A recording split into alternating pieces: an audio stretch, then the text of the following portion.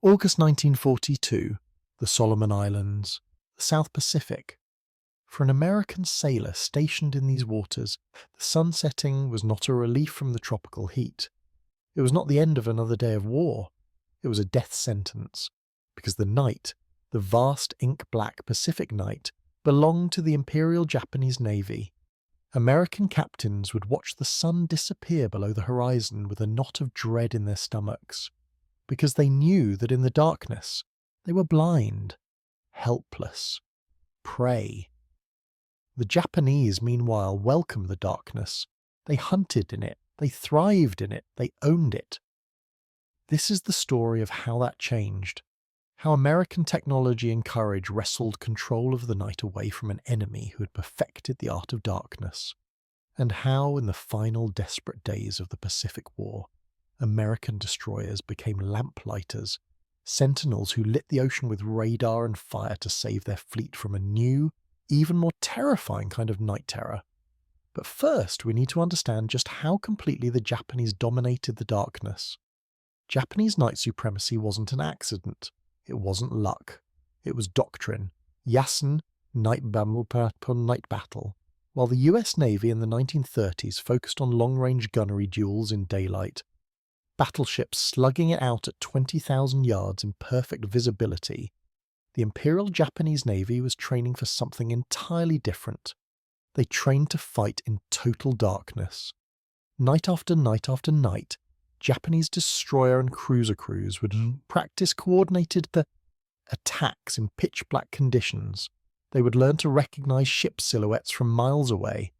They would rehearse complex maneuvers without light signals, using only subtle course changes and timing rehearsed to the second.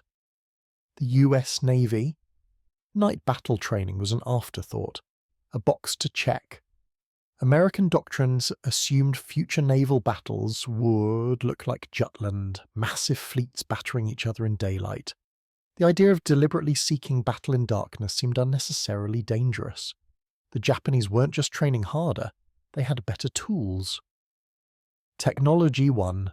The eyes, Japanese warships carried enormous naval binoculars. Not the small handheld type, these were massive instruments mounted on tripods, with lenses 8 inches across. They gathered every photon of ambient light, starlight, moonlight, bioluminescence from the sea.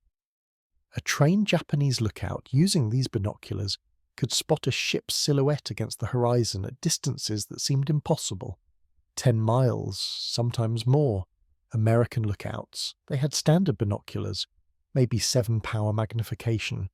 Their night vision was good, but not extraordinary. Technology too, the weapon. And then there was the long lance, the Type 93 torpedo, 24 inches in diameter, half a ton of high explosive in the warhead, a range of 40,000 yards over 20 miles at 36 knots, or 20,000 yards at a blistering 48 knots. By comparison, the American Mark 15 torpedo had a range of 6,000 yards at 45 knots, 1/6 the range, but the truly revolutionary feature of the long lance was its propulsion system. It ran on pure oxygen, no compressed air. That meant no telltale bubble trail in the water, no white wake pointing back to the ship that launched it. It was invisible, silent, deadly. A Japanese cruiser could launch a spread of long lances from beyond visual range, turn away, and disappear into the night. The first indication an American ship would have of the attack was the torpedo slamming into its hull.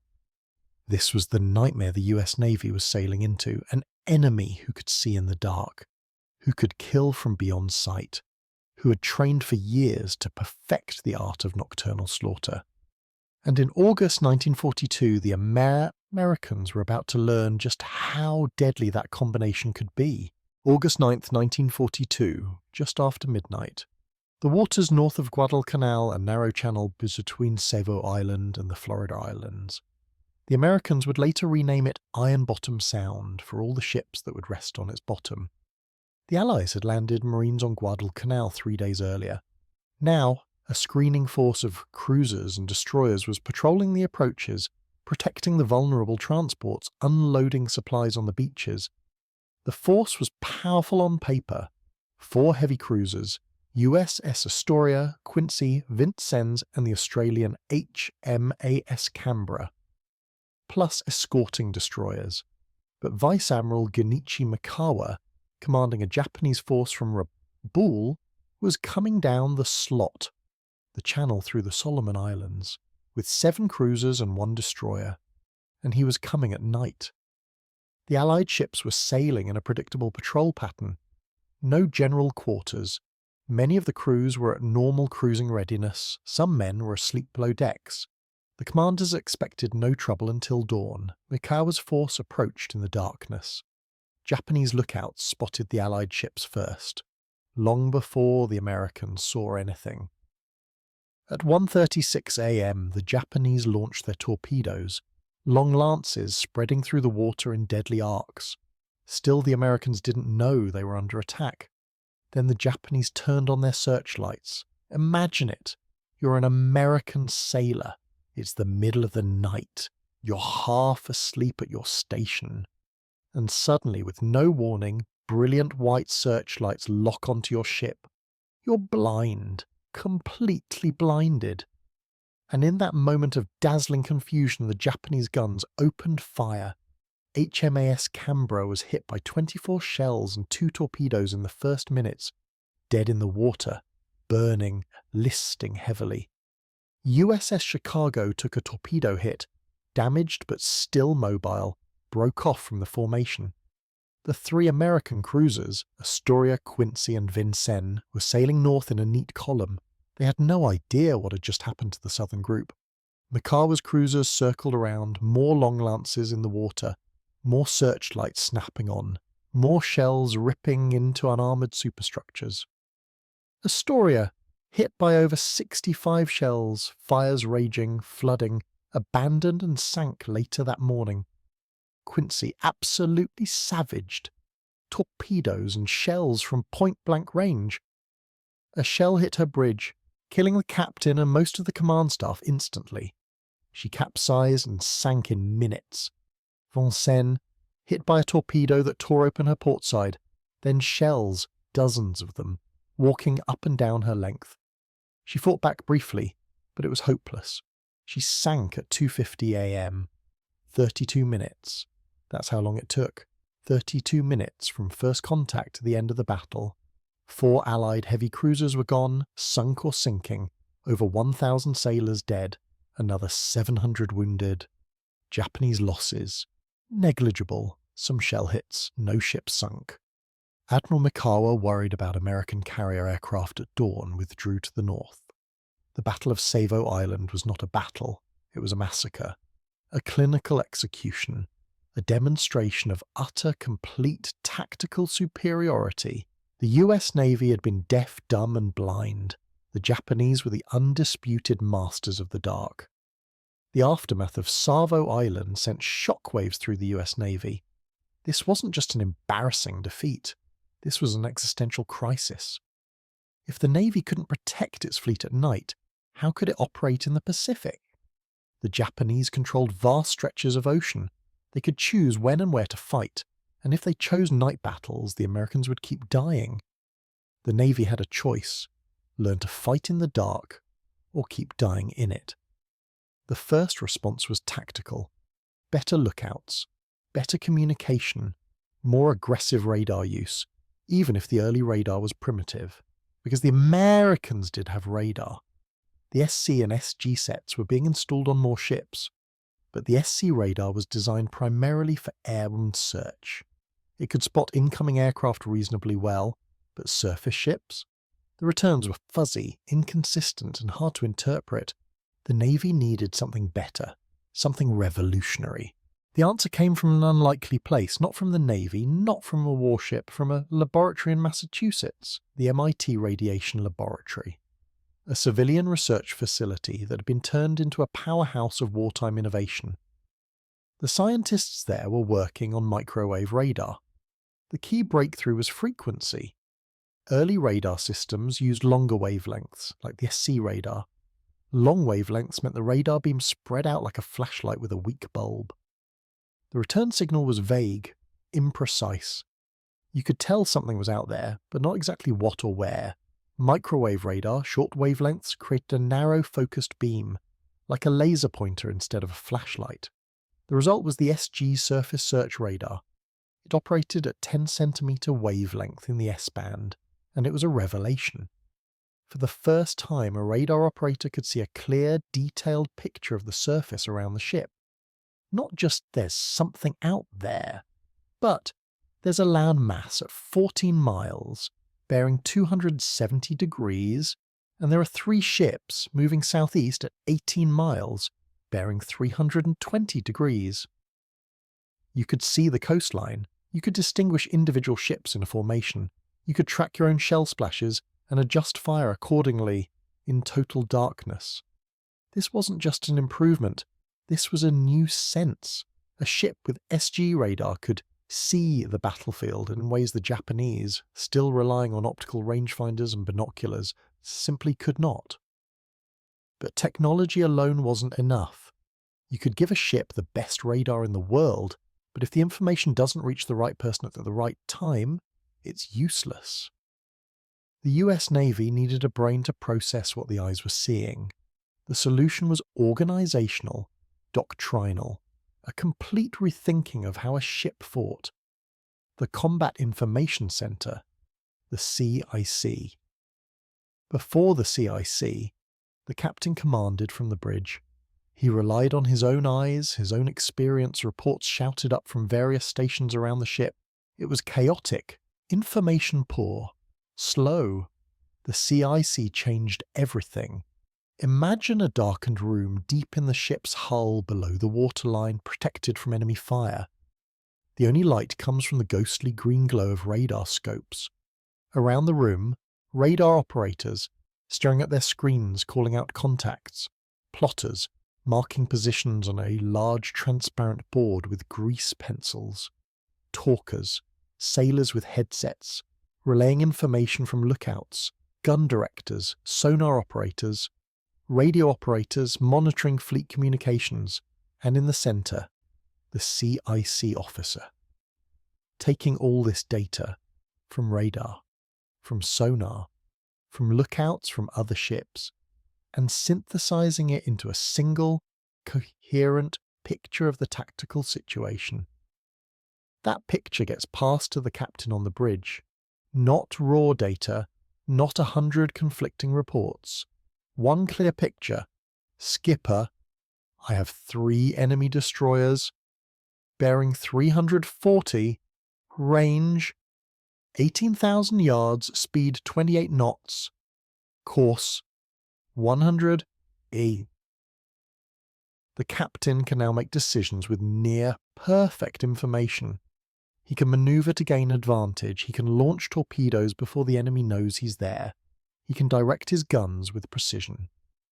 The Japanese captain was still standing on his bridge, peering through binoculars, trying to interpret shadowy shapes on a dark horizon. The American captain was now seeing with the all-seeing eye of God. By 1943, the technological and doctrinal transformation was complete. American ships were being equipped with SG radar as fast as it could be manufactured. CIC doctrine was being taught at every training facility. The US Navy was learning to see in the dark, the tables were about to turn, the student had become the master, and the Japanese were about to get a brutal lesson in their own tactics.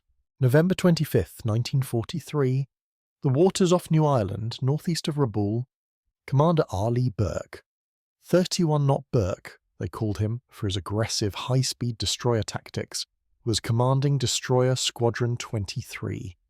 His little beavers, 5 Fletcher-class destroyers, Charles Osborne, Claxton, Dyson, Converse and Spence. Intelligence indicated Japanese destroyers were running a supply mission down the slot. The Tokyo Express, fast destroyer runs to resupply isolated garrisons. They always ran at night. Burke decided to ambush them. Using his SG radar, Burke positioned his squadron off Cape St. George, New Ireland, and then he waited, in total darkness. Radio silence. His ships were invisible. At 1:41 a.m., The radar operators in the CIC picked up contacts, Japanese destroyers, exactly where intelligence predicted. 5 of them, in column formation, steaming at 30 knots. Burke had the perfect tactical picture. Range, bearing, speed, course. The Japanese had no idea he was there. He manoeuvred his destroyers into an ideal firing position, crossed the enemy's T, every gun on his ships could bear, while the Japanese could only fire their forward guns. At 1:56 a.m. Burke gave the order. 15 torpedoes launched into the darkness. The Japanese still didn't know they were under attack. 3 minutes later, the torpedoes arrived. Onami! Hit by multiple torpedoes, massive explosions, broke in half, sank in minutes. Makinami, 1 torpedo hit, slowed, burning, tried to escape. Yugiri, torpedoed, dead in the water. Now the Japanese realized they were in a fight, but it was too late. They were already crippled, burning, dying. Burke's destroyers closed in, guns firing, more torpedoes, clinical, methodical, ruthless. By 2:30 a.m. it was over. 3 Japanese destroyers sunk. Over 1,000 Japanese sailors dead. American losses, none. Not a single hit, not a single casualty. Burke had executed a perfect night attack using radar and CIC coordination. He had done to the Japanese exactly what they had done to the Americans at Savo Island. The era of Japanese night supremacy was over. The Americans now owned the night. By early 1945, the Imperial Japanese Navy was a ghost. Its once mighty battleship fleet, Yamato, Musashi, Kongo, Haruna, sunk or bottled up in port starved of fuel. Its carriers, Akagi, Kaga, Shokaku, Zuikaku, resting on the Pacific floor, victims of American submarines and carrier strikes. Its cruiser and destroyer forces decimated in 100 battles from Guadalcanal to Leyte Gulf. The US Navy dominated the Pacific, utterly, completely. But Japan had one final weapon, a weapon born of desperation, a weapon that didn't require a functioning navy or air force, a weapon that required only young men willing to die. The kamikaze, the divine wind. This was a new kind of night, not the darkness of a moonless sea, but the darkness of fanaticism. The Terror wasn't a 10,000-ton cruiser sneaking through the gloom. It was a 5,000-pound aircraft, moving at 300 miles per hour, piloted by a man who had already written his farewell letters, who had already accepted death, whose only goal was to take as many Americans with him as possible. And in April 1945, this new night was about to descend on the largest fleet ever assembled. Operation Iceberg, the invasion of Okinawa, the final stepping stone before Japan itself. The Americans assembled an armada that defied comprehension. Over 1,500 ships, 40 fleet and escort carriers, 18 battleships, 200 cruisers and destroyers, hundreds of transports, landing ships, supply vessels. It was the most powerful naval force in human history, and it was vulnerable, because all those ships, the carriers, the battleships, the transports, were stationary or slow-moving, supporting the invasion. They couldn't run, they couldn't hide, they were sitting targets. The Japanese knew it. And they launched Kikusui, floating chrysanthemum, 10 massive, coordinated kamikaze campaigns. Each one involved 300 to 400 suicide aircraft. Wave after wave after wave, descending on the fleet with one purpose: to ram, to explode, to kill. Admiral Raymond Spruance, commanding the Fifth Fleet, faced a terrifying equation. His fleet was the most powerful ever assembled, but it couldn't survive sustained kamikaze attack.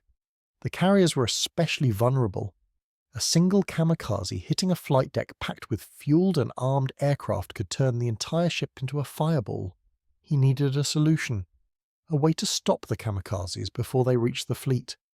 He needed a tripwire, an early warning system, a shield. He needed the radar picket line. The concept was brutally simple. Take your destroyers, the ships now equipped with the best radar, the most advanced CIC systems, the most experienced crews, and station them in a ring 50 to 70 miles north of the main fleet, all alone. Their mission had 3 parts. First, see the night. Use their SG radar to detect incoming kamikaze raids as they formed up over Japan and headed south. Track them, count them, report their heading, altitude, speed. Second, light the sky, act as fighter direction ships. Vector US Navy Hellcat and Corsair fighters, hundreds of them flying combat air patrols, to intercept the raids. Talk them onto targets, guide them through the chaos of an air battle. The destroyer's CIC would become the nerve centre, orchestrating the slaughter of kamikaze formations before they reached the fleet. Third, die if necessary. Because not all the kamikazes would be stopped by the fighters. Some would leak through, and those leakers would see the radar picket destroyers first, sitting alone, far from the main fleet, radiating electromagnetic energy like a beacon. The kamikazes would attack them, and the destroyers would have to fight, absorb the attacks, shoot down as many as possible, take the hits meant for the carriers, buy time for the fleet to react. This wasn't a mission, it was a suicide sentence. The sailors called Picket Station 1, the northernmost position closest to Japan, the coffin corner, and they knew it. Every man on those destroyers knew that radar picket duty was a death sentence. But they went anyway, because that's what the job required. The Japanese had a name for the radar picket destroyers, Kushukan, destroyer busters. The statistics were appalling. Of the 206 destroyers and destroyer escorts assigned to radar picket duty at Okinawa, 29 were sunk or so badly damaged they never returned to service. Another 24 were severely damaged. Over 5,000 sailors were killed or wounded. The radar picket line absorbed more casualties than any other naval operation in US history, including the beaches of Normandy. This wasn't like fighting the EJN at night in 1942. This wasn't a cruiser duel where you might get torpedoed. This was sustained, relentless aerial suicide attacks, day after day after day for 3 months. Let me tell you 2 stories. 2 ships. 2 examples of what lighting the ocean really meant. April 16th, 1945. 8:30 a.m. USS Laffey DD 724, a Sumner-class destroyer, was on Picket Station 1, 60 miles north of the main fleet. With her were 2 landing craft equipped with anti-aircraft guns, LCSLS, tiny brave little ships that served as additional firepower. The radar operators in Laffey's CIC picked up a massive raid forming. Over 50 aircraft inbound. The calls went out, fighter direction, Hellcats scrambled, intercepts made. But there were too many. Some broke through. At 8:30 a.m., the first kamikaze dove on Laffey.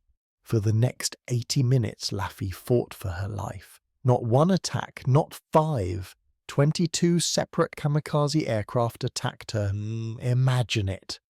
Your ship is surrounded by diving, burning aircraft.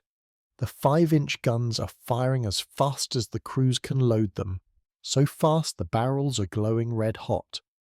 The 40mm Bofors are hammering, shells pouring out, tracer rounds lighting the sky. The 20mm Oerlikons are screaming, the gunners traversing wildly, trying to track targets moving 300 miles per hour. Kamikazes are exploding in mid-air, shot down at the last second. Their flaming wreckage slams into the ship anyway, showering the deck with burning fuel and shrapnel. Laffey was hit by 4 bombs and 6 kamikazes. 6!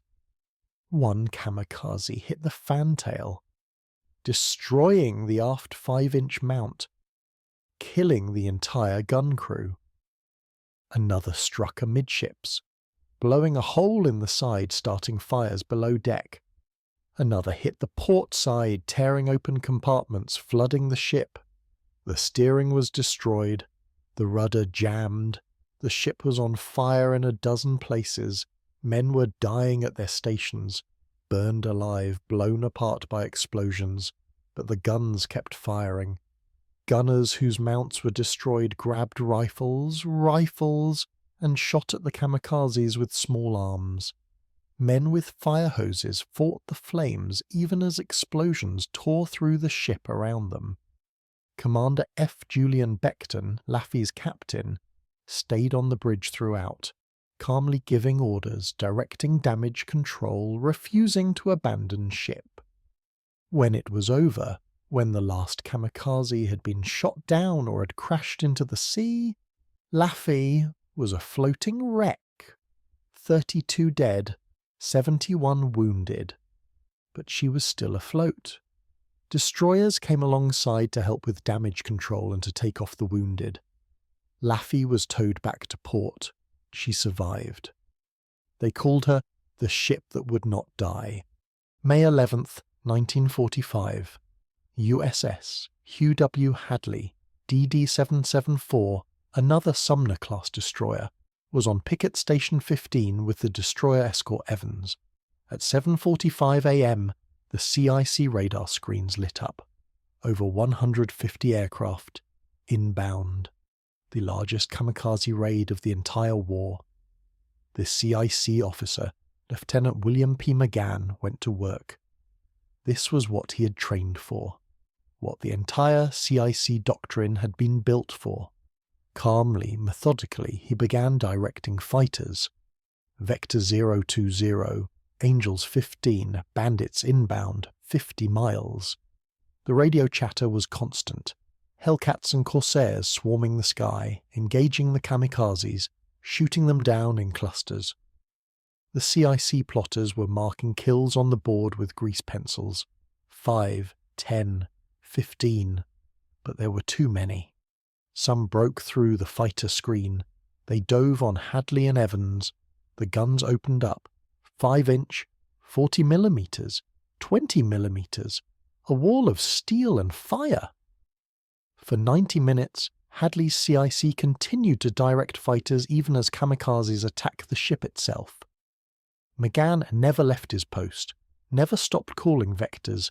The CIC was the brain. It had to keep working. Hadley shot down 23 Japanese aircraft by herself. 23. But 3 kamikazes got through. One hit the waterline, blowing a massive hole in the hull. Flooding was catastrophic. Another hit the forward stack, destroying the fire control systems. The third hit amidships, causing fires and more flooding. Hadley was dying. The engine rooms were flooding. The ship was listing 20 degrees. The captain gave the order to prepare to abandon ship, but the pumps, the sailors working in flooded dark compartments, managed to keep her afloat. Barely. Both Hadley and Evans survived, but they were so badly damaged they never returned to service. In that 90-minute battle, Hadley's CIC had directed the destruction of an estimated 150 enemy aircraft. Between the fighters they vectored and the planes the ship itself shot down, they had lit the ocean. The sky was black with flak. Searchlights cut through the smoke and chaos. Star shells burst overhead, illuminating the scene in ghostly white light. Burning aircraft fell like meteors.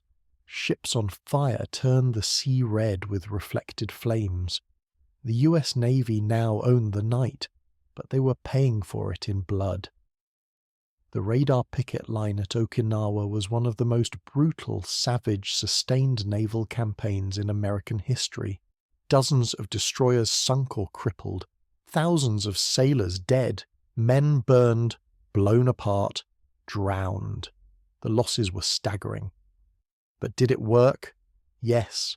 The picket line was savaged, but it held. Here's the critical statistic. Because of the radar picket destroyers, because of their radar, their CICS, their guns, and their sacrifice, not a single US fleet carrier, battleship, or heavy cruiser was sunk by kamikaze attack during the main Okinawa campaign. The kamikazes hit escorts, they hit destroyers, they hit transports and supply ships, but the core of the fleet, the irreplaceable carriers and battleships, survived. The radar picket destroyers were the shield. They absorbed the apocalypse so the fleet could live. The story of the Pacific Night War is a story of evolution. It began with the Japanese, masters of the dark, undefeated. At Savo Island, they demonstrated tactical perfection. Night battle raised to an art form. It was answered by American ingenuity. The eyes of SG radar, the brain of the CIC, technology and doctrine working together to turn the hunters into the hunted. At Cape St. George, Arleigh Burke showed that the Americans had learned the lessons, had mastered night themselves, and it ended at Okinawa, where a new kind of night descended, a night of fanaticism and fire, the divine wind, and it was met by a new kind of courage, the courage of the lamplighters, the men on the lonely destroyers who stood on picket Station 1, who lit the ocean with their radar, guiding fighters to intercept the kamikazes, who fought with their guns when the leakers came through, who died at their post to buy seconds, minutes, hours for the fleet behind them.